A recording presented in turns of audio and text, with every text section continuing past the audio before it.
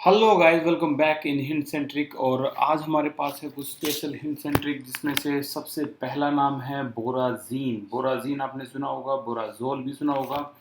और ये जो कंपाउंड है, इसे हम इनऑर्गेनिक बेंजीन के नाम से भी जानते हैं। This is also known as inorganic benzene. ठीक है, तो ये इनऑर्गेनिक बेंजीन है और इसका जो पॉपुलर फॉर्मूला है वो है B3N3H6।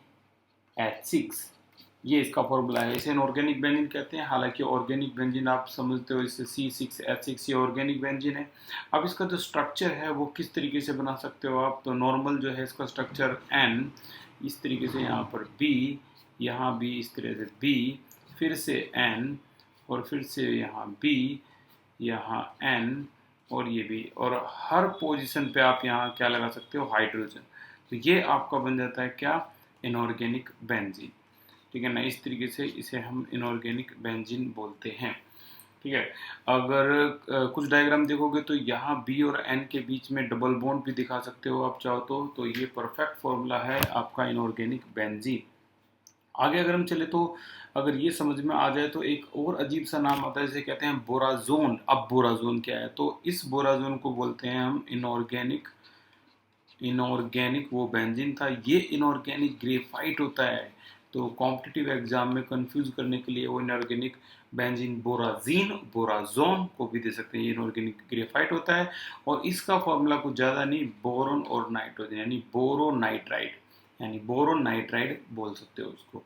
ये है आपका बोराजीन। अगला अगर हम चलें तो ब्राइन सॉल्यूशन किसे कहते हैं, तो याद रखो NaCl का एक्वस सॉल्यूशन को हम क्या बोलते हैं, ब्राइन सॉल्यूशन। ठीक है ना, ये हमारा ब्राइन सॉल्यूशन है। मोस्टली स्टूडेंट्स को पहले इसके बारे में पता होगा। ओके, फेल्सफर और ग्लोबल सॉल्ट के का जो नाम है ये भी बहुत आता है कि ये क्या होते हैं, फेल्सफर और ग्लोबल सॉल्ट। तो ये जो फेल्सफर है, इसके लिए अगर मैं कहूँ तो फॉर्मूला होता है क्या, KALSI 3O8। This is your फेल्सफर। और ग्लोबल सॉल्ट का अगर मैं नाम बोलूँ तो ये है आपका Na2SO4.10H2, जो कि बहुत ज़्यादा प्रैक्टिकल यूज के लिए इस्तेमाल होता है केमिस्ट्री के अंदर। ठीक है। Okay, noble gas. Noble gas में अगर मैं कहूँ कि इसका और क्या क्या कितने नाम आप जानते हो, तो आप बोलोगे इनर्ट गैस। लेकिन क्या आपको पता है इसको रेयर गैस भी बोलते हैं। This is also called rare gases. ठीक है ना। और इससे आगे चलें तो एक और नया नाम जो आपको आज शायद पता लगेगा, तो ये है एरोजीन। इसे एरोजीन भी बोलते हैं। ठीक है ना, एरोजीन्स जैसे हेलोजीन्स, जैसे 17 ग्रुप हेलोजीन। ठीक है ना, तो ये एरोजीन। 16 ग्रुप चैल्कोजीन, 15 ग्रुप निकोजीन। तो निकोजीन, चैल्कोजीन, हेलोजीन, एरोजीन। ठीक है ना, ये इतने नाम होते हैं। लेकिन अगर मैं एक और नाम इसका बताऊं तो इसको जीरो ग्रुप भी बोलते हैं। ठीक है ना, ये मेंडलीव के टाइम से zero group. So zero group भी बोलते हैं, एरोजीन भी बोलते हैं, रेयर गैस भी बोलते हैं, इनर्ट गैस भी बोलते हैं, और नोबल गैस तो बोलते ही बोलते हैं। ओके, ये एक नया नाम और आ गया, ये है एंटी क्लोर। एंटी क्लोर किसे कहते हैं भाई, एंटी क्लोर ऐसा है, ये यूज्ड होता है to remove excess of chlorine. अगर एंटी क्लोर, जिसका मैं एग्जांपल पहले से अगर बोल दूं, जैसे हाइपो सॉल्यूशन जो है, ये एंटी क्लोर होते हैं। किस काम के लिए यूज होते हैं, तो एंटी क्लोर यूज होते हैं किस काम के लिए, यूज टू रिमूव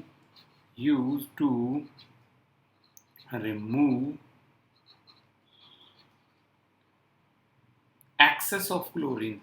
ये एक्सेस ऑफ क्लोरीन को रिमूव करने के लिए यूज किया जाता है, इसलिए इसको एंटी क्लोर बोल देते हैं। ठीक है ना, एक्सेस ऑफ क्लोरीन को रिमूव करने के लिए इसका इस्तेमाल होता है।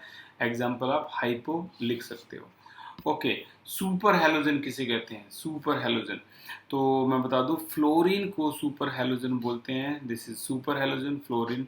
और क्यों बोलते हैं, due to its high reactivity. ठीक है ना, due to its high reactivity की वजह से, रिएक्टिविटी की वजह से इसको बोलते हैं क्या, सुपर हेलोजन फ्लोरीन। ठीक है ना, हाईली इलेक्ट्रोनेगेटिव भी यही है। ठीक है ना, हाईली इलेक्ट्रोनेगेटिविटी भी, नेगेटिव एलिमेंट भी कौन है, यही है। ठीक है। और ये सिर्फ एक ही ऑक्सो एसिड बनाता है, इसके अंदर डी ऑर्बिटल नहीं होते, इसका स्मॉल साइज होता है। ये सारे के सारे जो मैं बता रहा हूँ ये एनामलस बिहेवियर हैं इसके।